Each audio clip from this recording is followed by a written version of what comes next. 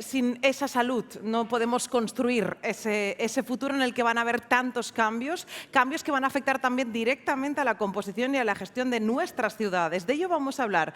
Ese es nuestro próximo debate con nuestras voces invitadas. En este caso, recibimos a Aziza Akhmouch, jefa de la División de Ciudades, Políticas Urbanas y Desarrollo Sustentable de la OCDE, a don Ángel Simón, vicepresidente, encantada, vicepresidente ejecutivo de Suez, y todos ellos, o todos dos, acompañados en este caso por doña Mariola Urrea, profesora titular de Derecho Internacional Público en la Universidad de La Rioja. Bienvenidos y gracias.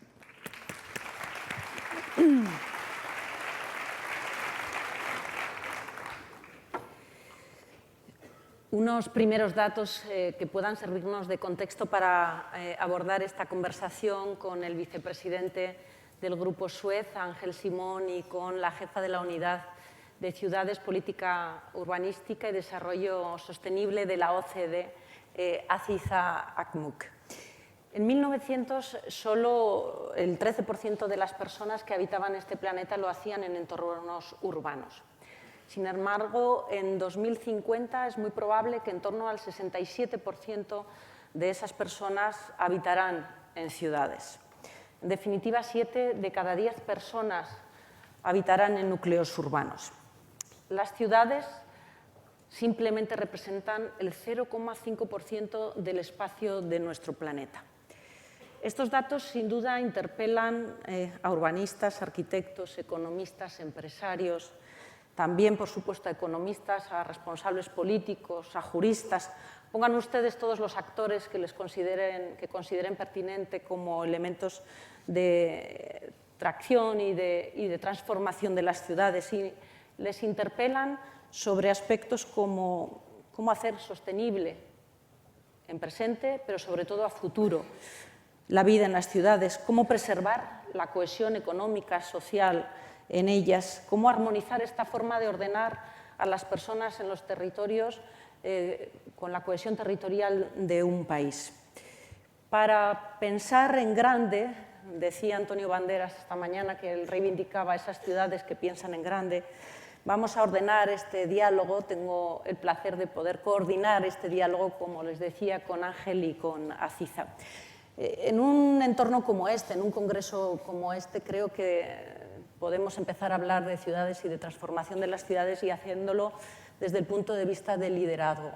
Me gustaría que compartierais con nosotros alguna reflexión en torno a esta idea. ¿Cómo creéis que influyen los liderazgos personales, las decisiones de responsables políticos, institucionales, en la transformación de las ciudades de hoy? Aziza. Primero, muchísimas gracias y a los organizadores por la invitación y la oportunidad de estar con ustedes hoy. Estuve en Málaga hace 18 años, les comentaba durante la pausa, para un Erasmus, y no había vuelto. Tengo entendido que ha cambiado mucho la ciudad, así que muchas gracias por la invitación. Sí, en realidad, para mí, a la hora de enfrentarse con los desafíos que comentamos esta mañana en términos de tener a ciudades resilientes, sustentables, inclusivas, hay 3 formas de liderazgo que van básicamente juntos. Hay el liderazgo político, hay el liderazgo empresarial y también hay el liderazgo societal. Y les voy a contar un poco el cambio de paradigma que hemos observado desde la OCDE, que somos un organismo que asesora a los gobiernos sobre sus políticas públicas. El liderazgo político yo lo veo cambiando con desafíos, pero también muchas oportunidades.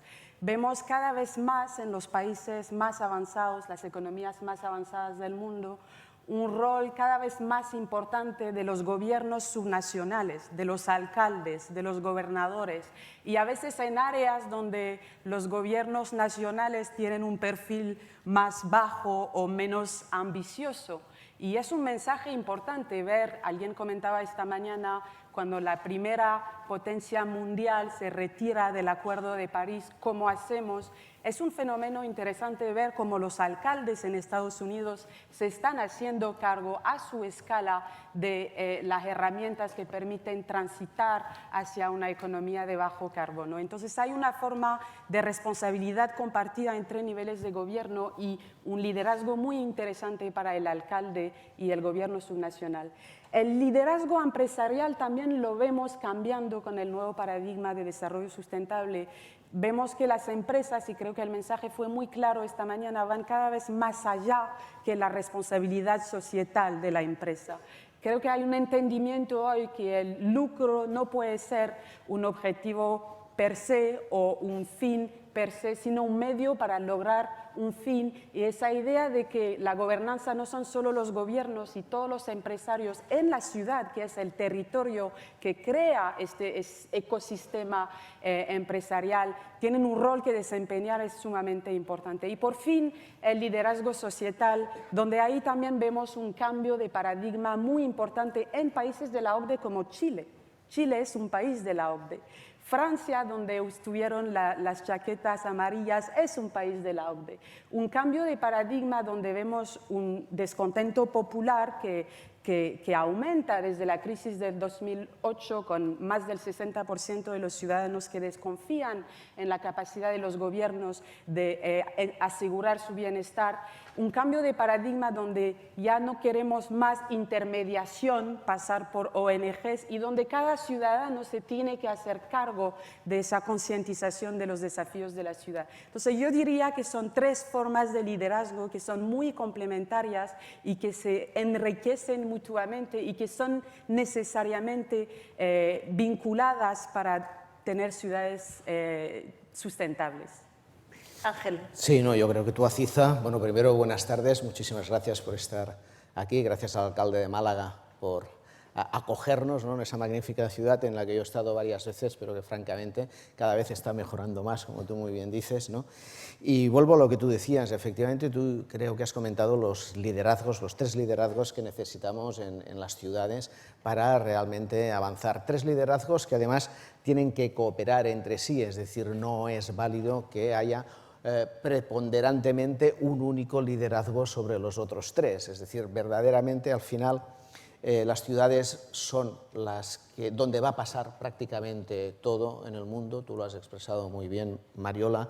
Esto que va a pasar en el mundo, en las ciudades, no podemos dejar ajeno al resto del territorio, es decir, la ciudad va a poder ser líder, pero si no abandona el resto del territorio, necesariamente va a tener que haber un acuerdo entre el territorio y la ciudad, entre otras cosas, porque vamos a necesitar mucha más producción de alimentos, vamos a necesitar un sistema de agua que sea sostenible tanto en la ciudad como para el resto del territorio.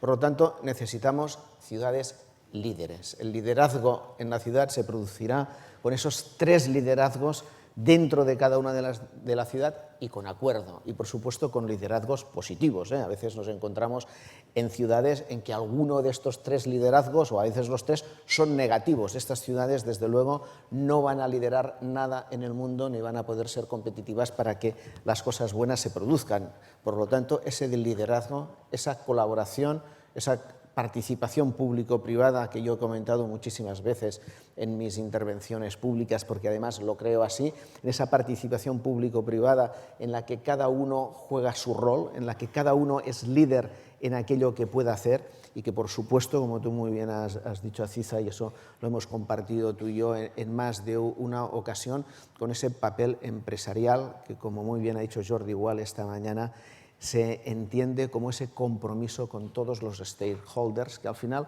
solamente significa colocar a la persona en el centro, cosa que tiene que hacer el liderazgo público, el liderazgo privado de la sociedad y el liderazgo de las instituciones civiles, que también tienen que colocar a la persona en medio. Colaboración y liderazgo positivo. Hay un elemento también que siempre está presente cuando se habla de ciudades, ¿no? Se plantea la ciudad como un elemento atractivo, como un imán de talento. Me gustaría también que reflexionáramos conjuntamente sobre esos factores que hacen que las ciudades tengan esa capacidad para atraer talento y que giráramos también la reflexión en torno a si creéis que es posible construir proyectos de ciudad atractivos a partir de poner el foco de atención en un elemento tan potente como es el talento. Digamos que reflexionáramos sobre los factores relevantes para hacer ciudades atractivas y que también pusiéramos esa reflexión en torno de ¿seríamos capaces de crear proyectos urbanísticos potentes tomando en consideración única y exclusivamente el factor talento? ¿Moviendo el talento somos capaces de mover la ciudad atractiva? Creo que lo que hace que la atractividad es una combinación para mí de la gente, los territorios y las empresas. Es un triángulo y realmente van juntos. Lo has bien dicho, el 65% de la población va a vivir en ciudades en el año 2050. Hoy, en las economías de la OCDE, las áreas metropolitanas de más de 250.000 habitantes concentran el 60% de la población, el 60% del PIB y el 60% del empleo. Es lo que llamamos los beneficios de aglomeración. Atraen a la gente, atraen a los talentos y porque van también los servicios públicos, va la innovación y hay un ecosistema que permite básicamente beneficiarse con los efectos de la aglomeración. Pero también estas ciudades vienen con muchos costos. Hablamos esta mañana de la calidad del aire, de la congestión, de los temas de movilidad, del precio de la vivienda, que vuelve a ser cada vez más un desafío para muchos países.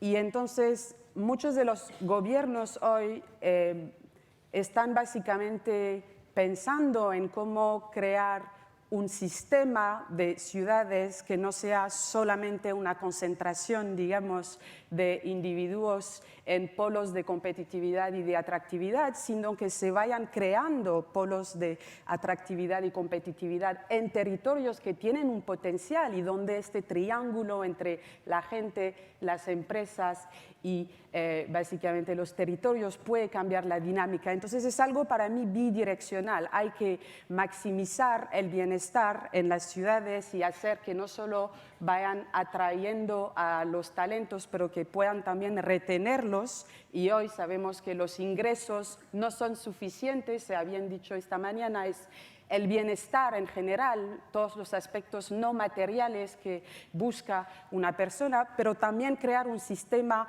de urbanización equilibrado donde en territorios como ciudades secundarias o incluso zonas rurales, porque no puede haber ciudades fuertes si hay territorios rurales débiles, haya una política nacional urbana que permita también crear esos talentos. Entonces, para mí es algo bidireccional que requiere un enfoque que vaya más allá de las grandes áreas metropolitanas que las tienen todo, las gafas, la energía, la innovación, y que realmente a nivel de la urbanización se vaya equilibrando con otras formas de territorio. No, yo creo que tú lo has definido muy bien, es decir, el tema es absolutamente bidireccional, ¿no? Es decir, los tres liderazgos que hablábamos antes, pues obviamente el liderazgo político lo que tiene que hacer es crear las condiciones de entorno necesarias para que el talento pueda realmente producirse en esta ciudad.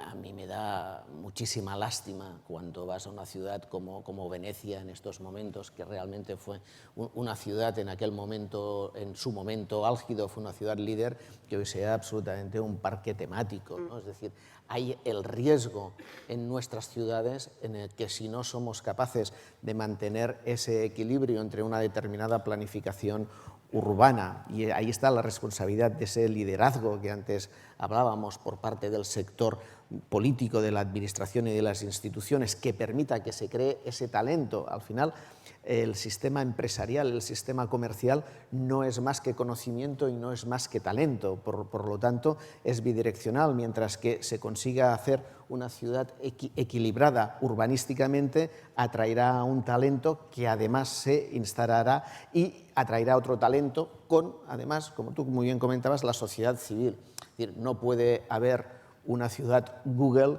si detrás no tenemos todo una historia, si además no tenemos una cultura, si además no tenemos arte, ¿no? Es decir, muchas veces dentro de las empresas siempre hemos estado hablando de atraer a nuestros jóvenes STEM, ¿no? Es decir, obviamente ya algunos de nosotros estamos hablando que del STEM hay que colocarle la A, ¿no? Es decir, de arte, es decir, obviamente, además del Science, del Technology, del Engineering y del Math, es decir, necesitamos algo más. Por lo tanto, esa bidireccionalidad es el punto de equilibrio que una vez más, ¿no? Es decir, y hay uno de los 17 puntos de los ODS, que es el 17, que yo creo que alguien lo ha comentado hoy en una de las mesas redondas, que es el de la cooperación. Es decir, si estos tres factores líderes no cooperan para que realmente se pueda dar ese talento que traen las empresas, que traen las universidades, en un ecosistema que es favorecido por esa planificación y es favorecido por ese liderazgo institucional y apoyado por la sociedad civil, no se va a dar. Las ciudades que no hagan esto son ciudades que van a decaer, que no van a ser líderes ni van a ser competitivas en el mundo en el que estamos. Siguiendo con este elemento de la sostenibilidad, ¿cómo veis, dónde hay que incidir, qué elementos deben tenerse en cuenta para hacer esas ciudades sostenibles, no solo en términos de presente, sino sobre todo en clave de futuro? Esta mañana Johnny Maz relataba, ¿no?, unos indicadores desde calles peatonales hasta servicios, desarrollo económico, esos elementos que hacían de la ciudad un elemento atractivo, un polo atractivo. ¿Cómo construir esas ciudades sostenibles y en el tiempo, no solo medioambientalmente hablando, ¿no?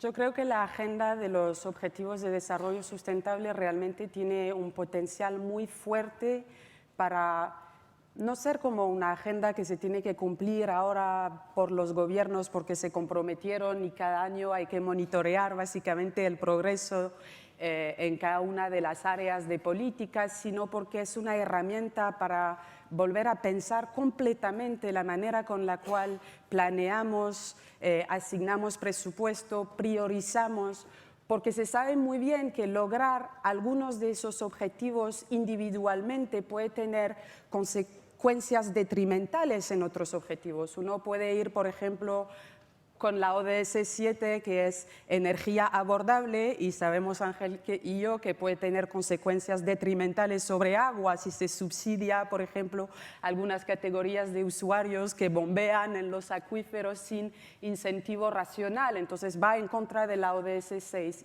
Pero es una agenda que permite precisamente manejar esos arbitrajes, fijar la hoja de ruta. Y para mí, nos preguntabas, ¿qué área merece atención particular? Lo que veo hoy es realmente el tema de la inclusión, de la cohesión social y de las desigualdades, que es prioridad número 1 de la mayoría de los países con los cuales trabajamos. Hay que saber que, por supuesto, las desigualdades a nivel global han disminuido. Y no han disminuido por las políticas únicamente de desarrollo o de cooperación, no, han disminuido por la globalización. Es la globalización que ha llevado a 500 millones de personas fuera de la pobreza en China y en otros países. Han disminuido las desigualdades, pero lo que observamos es que las desigualdades dentro de los países son más importantes que las desigualdades entre los países. Y cuanto más grande es la ciudad, más importantes son las desigualdades. Hay ciudades como Londres o Baltimore donde puede haber, vinculando con el tema de la salud de hoy, una diferencia en esperanza de vida de 20 años, depende de su código postal. Hay ciudades, y lo vemos en España, en Reino Unido, en Francia, donde hay una gran diferencia en términos de acceso a espacios verdes dentro de 15 minutos de caminata, que básicamente muestra el efecto cumulativo de pobres condiciones de bienestar, ¿no?, más allá de los ingresos. El 10% de la población gana 10 veces más que el 10% más rico gana 10 veces más que el 10% más pobre. Estamos hablando de países avanzados, donde aglomeraciones tan ricas como San Francisco tienen el nivel de sin domicilio fijo más elevado también del país. Entonces, ese tema del crecimiento que tiene que ser inclusivo, porque uno no puede ser competitivo y atractivo si deja a gran parte de su población fuera del esquema, es para mí el desafío principal para la sostenibilidad de las ciudades. Hay mucho que se ha hecho en términos de competitividad y de atractividad, mucho se está haciendo en términos de políticas ambientales. El tema de la cohesión social para muchos países hoy es realmente el desafío principal. Sí, sí. Bueno, yo creo que al final Naciones Unidas nos lo ha puesto fácil de cómo ser más sustentable, ¿no? Cómo ir hacia el camino de la sostenibilidad, ¿no? Son los 17 objetivos del desarrollo sostenible que Garamendi los lleva en el bolsillo, ¿no? y los ha enseñado esta mañana, ¿no? Al final esta es la hoja de ruta. Claro, es una hoja de ruta que al final no es sencillo hacer, como tú muy bien comentabas, son contradictorios, pero para eso están otra vez el acuerdo entre las distintas instituciones. Es decir, necesitamos un acuerdo o un plan a nivel nacional, necesitamos un plan a nivel de las ciudades y necesitamos un plan a nivel de las distintas empresas que actuamos en el territorio. Eso no significa que al no tener uno no podamos hacer otro. Es decir, nosotros, empresa Suez, tenemos claro, sabemos cuál es nuestra hoja de ruta y hemos diseñado toda nuestra actuación en base a 3 de los objetivos del desarrollo sostenible. Es decir, y los 3 son muy claros. El primero es la erradicación de la pobreza. Por lo tanto, nosotros como distribuidores de agua nunca vamos a dejar sin agua a nadie que no la pueda pagar. En todo el territorio nacional estamos subvencionando a más de 100.000 familias que no podrían hacer frente al pago del recibo del agua, y este es el punto número 1. No solo tenemos que hacer frente nosotros, sino que obviamente se tiene que hacer frente para erradicar la pobreza, y que tenemos la tecnología suficiente como para hacerlo en todo el planeta, tecnología, medios, etcétera. Por lo tanto, este es uno de los centrales. Obviamente, para nosotros el otro central es el número 6, agua en cantidad y calidad suficiente para todas las personas, y otro es el 17, en el que yo vengo comentándolo durante toda mi exposición, que es el de la colaboración entre todas las partes, ¿no? Tuvimos una COP21 en París que nos fijó determinados criterios que yo pienso que han sido muy importantes para concienciarnos todos. Tenemos una COP25 que desgraciadamente el país anfitrión y organizador no va a poder realizarla, pero se va a realizar en Madrid. Se va a realizar en Madrid, que va a ser el país anfitrión, aunque el país organizador va a seguir siendo Chile. Creo que es otra oportunidad que tenemos todos estos actores, todos estos que somos líderes en cada uno de nuestros territorios, para seguir avanzando en esta planificación global. Solamente vamos a tener esta alternativa, es decir, economía circular, para que todos seamos más sostenibles, con un plan en el que la transitoriedad no nos haga dejar a nadie por el camino. Hay un elemento que ha salido ya en algunas de vuestras intervenciones, que tiene que ver, que nos conecta la idea de ciudad como polo de atracción con la idea de construir país. Si las ciudades son el elemento más atractivo, si la población quiere vivir en ciudades, porque es ahí donde encuentran mejores oportunidades sus proyectos profesionales, sus proyectos vitales, ¿cómo construimos, cómo hacemos país, cómo garantizamos la cohesión territorial sin mermar ese atractivo que pueden tener las ciudades, pero generando también estímulo en otros espacios del territorio que construyen la idea de proyecto robusto de país? ¿Cómo conseguimos este equilibrio? Es muy difícil. Yo creo, comentaba antes de esa visión de tener un sistema de ciudades y tener núcleos que fomenten esa cooperación entre zonas rurales y zonas urbanas. El sistema no es estático. La manera con la cual vemos las ciudades hoy cambia a medida que avanzamos con esas megatendencias que se plantearon esta mañana. El cambio demográfico, tanto el envejecimiento de la población como flujos migratorios, las presiones vinculadas a la urbanización y sobre todo la digitalización. Esas tendencias hacen que esperamos que sea cada vez más posible que la gente que vive en ciudades sea gente que quiere vivir en ciudades y no necesariamente gente que tenga que vivir en ciudades. Y eso quiere decir básicamente que van a aportar no solo una serie de disrupciones, y hablamos mucho de cómo la digitalización va a destruir empleos o va a cambiar radicalmente formas de empleos, pero también va a crear oportunidades de trabajar de forma distinta y de fortalecer territorios que puedan ser complementarios a los núcleos urbanos. Pero yo creo que de toda manera las fronteras administrativas hoy ya no son realmente la escala apropiada para pensar muchas de esas políticas. Hemos revisitado completamente en la OCDE las comparaciones que hacemos entre las ciudades, más de 600, en función de lo que llamamos las zonas áreas funcionales, que es básicamente donde vive la gente y donde trabaja.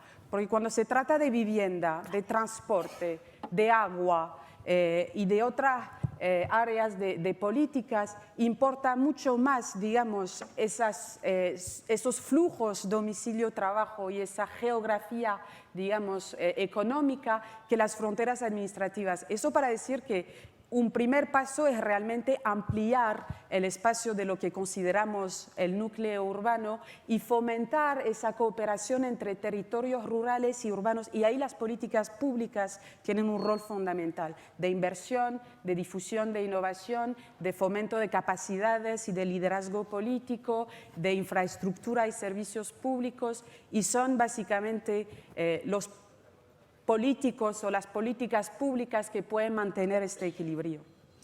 Has planteado una de las cuestiones más difíciles que pienso que tenemos encima de la mesa, ¿no? Y es obvio, como está diciendo Aziza, que hay que cambiar la institucionalidad que hoy tenemos, ¿no?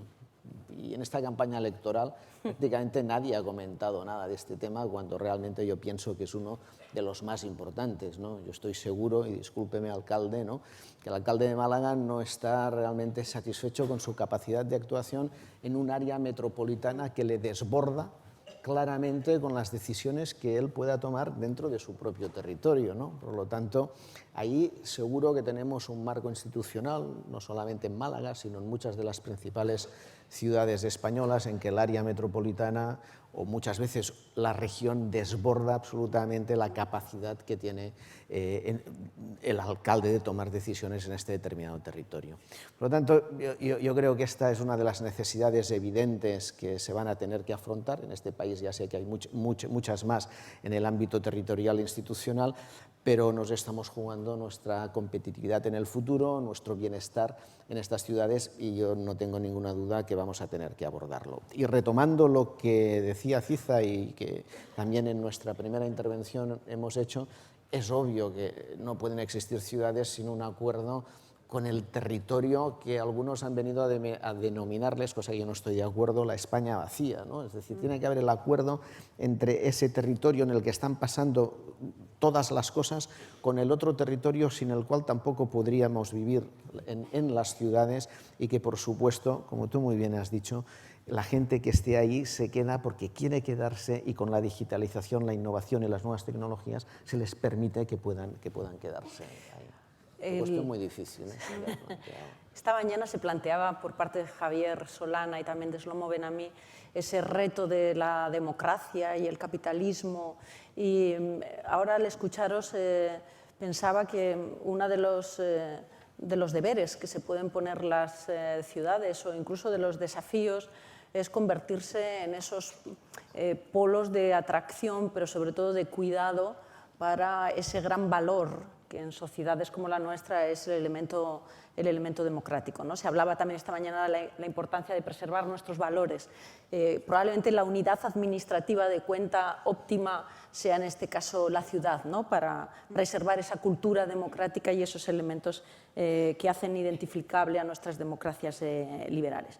Yo creo que también en esta mesa sería interesante que cada uno de vosotros compartierais esas ciudades que pueden resultaros, por razones personales, por razones profesionales, un ejemplo a seguir, ¿no? Esas ciudades que hayan sido particularmente vivibles y las razones de por qué lo han sido, en vuestro caso particular. Si queréis compartir con nosotros esa experiencia más de índole casi íntima. Yo vivo en París. Alguien esta mañana estaba comentando de París y básicamente del liderazgo de la alcaldesa en términos de política ambiental, ¿no? de movilidad urbana. Y tiene muchos costos de aglomeración París, pero también tiene beneficios. Yo creo que la ciudad ideal es una ciudad que pone a la gente en el centro de la política. Es fácil de decir, pero hace poco hice algo un poco raro cuando arrancamos un trabajo en la OCDE sobre ciudades inteligentes. Me fui a Google y puse Smart City para ver lo que salía como imagen. Y salía todo de tecnología, de inversión, de infraestructura, de cables, de paisajes. Y hasta la página 4 no había ni una persona, nada de gente. Y en realidad las ciudades tienen que ser para la gente. Entonces, una ciudad que sea una ciudad verde, por supuesto, azul, que tenga recursos, que maneje las crisis del agua, que sabemos que la mayor parte de la OCDE ahora se enfrentan con riesgos que sean de inundaciones o de sequías o de desastre natural o de inversión en infraestructuras. Una ciudad rosa, donde haya tolerancia, donde haya inclusión, donde la gente pueda convivir.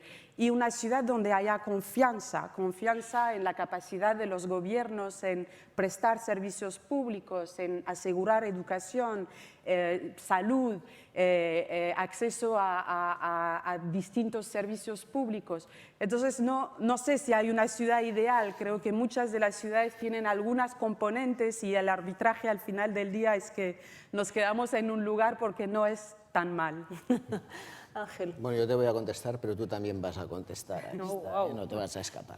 Yo he vivido muchísimo tiempo en Barcelona, luego me tocó estar fuera de mi ciudad durante muchísimo tiempo, más de 12 años he vivido fuera de mi ciudad, en distintas ciudades, y siempre había querido volver a mi ciudad porque era donde me sentía a gusto, ¿no? Realmente pues volví ahora hace un tiempo y probablemente ahora por otras determinadas circunstancias pues me gustaría irme de la ciudad en la que estoy, pero me voy a quedar también por otras determinadas circunstancias, ¿no? Entonces, ¿cuál es la ciudad para mí ideal, ¿no? Obviamente la ciudad ideal es en la que uno se encuentra bien en cada momento, ¿no? Es decir, decía Jorge Semprún, que fue un gran ministro de Cultura que tuvimos hace muchísimo tiempo, ¿no? Que decía que a él la ciudad que le gustaba es la que tuviera río, librerías y cafés, ¿no? Bueno, es una definición, ¿no?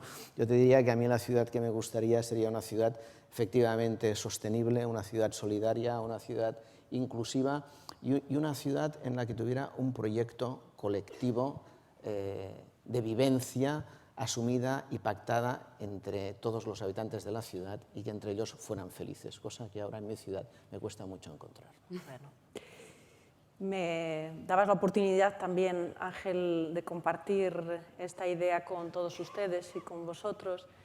Y yo retomo una idea que se ha vertido esta mañana aquí, lo ha hecho Antonio Banderas, él ha hablado de sueños, ¿no? De cumplir sueños. Yo creo que el lugar apetecible para vivir, la ciudad apetecible para vivir es aquella que te permite cumplir tus sueños. Y esa durante un tiempo para mí fue Nueva York. Pero a la vez, retomando la última ponencia del doctor Fuster, yo creo que también hay mucho cariño en aquellas ciudades donde está el corazón. Y hablando de corazón, en definitiva de amor, ¿no? Hoy esa ciudad es Luxemburgo.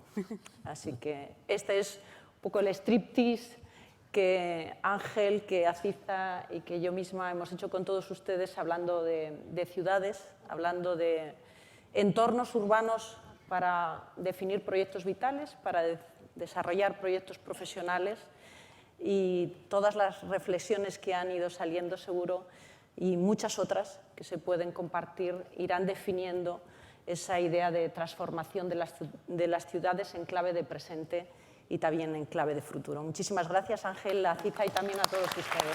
Muchísimas gracias.